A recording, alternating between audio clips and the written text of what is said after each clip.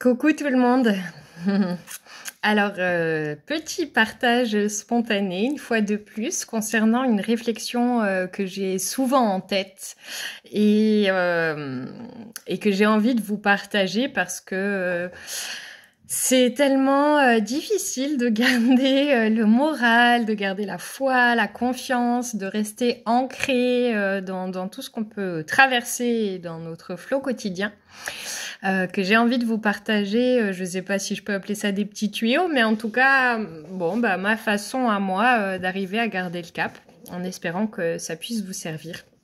En fait, c'est juste l'idée de me rappeler à chaque fois que je vis une manifestation qui est pas celle que j'aurais aimée ou une expérience désagréable que en définitive rien n'est grave, que tout passe toujours et que plus on accepte ce qui est comme c'est et plus on a de chances de le voir transformer et évoluer dans le temps.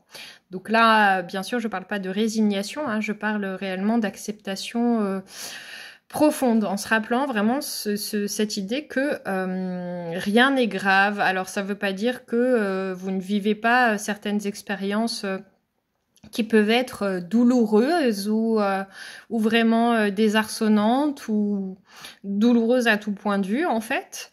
Mais ça veut pas dire que c'est grave. C'est comme la vie qui s'exprime de bien des manières, qui vous fait passer beaucoup de messages et alors souvent on les interprète d'une façon un peu négative alors que même à travers certaines expériences extrêmement difficiles, il y a toujours un message de lumière derrière. Et c'est très important d'arriver dans vos journées à vous connecter à tout ce qui peut vous permettre de réemmagasiner de l'énergie et de la lumière. Et ça passe, bien entendu, vraiment par des petites choses. Donc l'idée de se connecter, bien sûr, à la nature, aux éléments, aux gens qu'on aime, aux choses qu'on aime réaliser. Voilà, et d'ancrer vraiment notre attention là-dessus. Si par exemple vous démarrez une journée le matin en vous connectant aux éléments et en communiant avec ces éléments et la nature d'une façon ou d'une autre, ça peut même être genre comme juste des plantes que vous avez chez vous, quoi.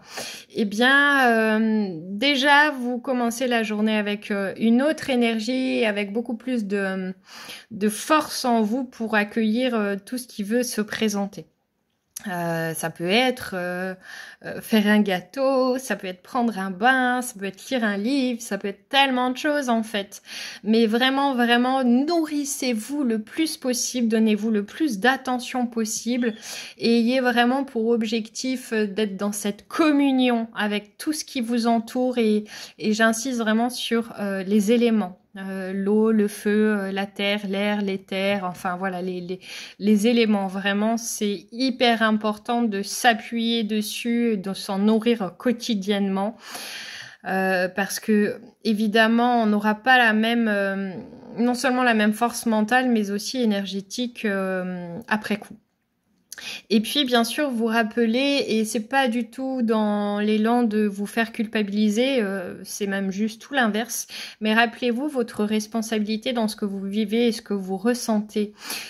Ici, c'est pas du tout un discours qui se veut moralisateur du genre, paye ton karma ou que sais-je. C'est plutôt l'idée de, on attire ce que l'on vibre. Et donc, soyez vigilants à votre vibration. Et là aussi, ça se joue dans des petites choses et j'en parle bien entendu depuis mon expérience comme absolument toujours.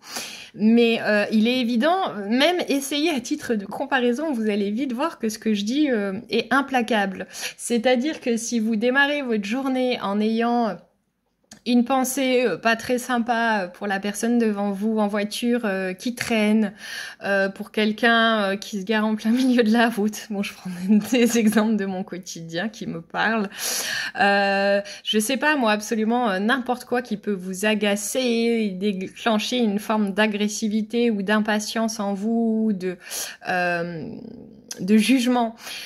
Tout ça, ça s'emmagasine dans notre aura. Donc forcément, derrière les expériences qu'on va vivre, elles vont pas être beaucoup plus élevées que ça. Si par contre on s'applique, je sais que c'est pas évident, hein, c'est un travail au quotidien, au long cours, mais si on s'applique à ne pas juger, à rester dans une forme de bienveillance, quoi qu'il en soit et quoi qu'il en coûte, nos expériences de la journée derrière ne seront pas du tout les mêmes. Et quand bien même des expériences désagréables ou douloureuses viendraient se présenter, on les verrait plus du tout on les voit plus à ce moment-là du même œil. Et donc, comme on n'a plus la même perception dessus, eh bien, ces situations ou ces émotions ou ces douleurs corporelles se manifestent et se déroulent bien autrement derrière, en fait.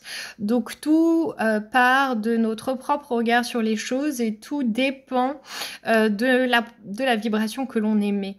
Alors je viens pas ici vous faire croire que si vous êtes parfaitement aligné en tout point tout le temps, votre vie ne sera plus que paradis, puisque en tant qu'humain, des expériences douloureuses, on en aura jusqu'à la fin de cette vie. Mais encore une fois, déjà, on les verra plus pareil, donc on aura beaucoup plus de force pour les surmonter.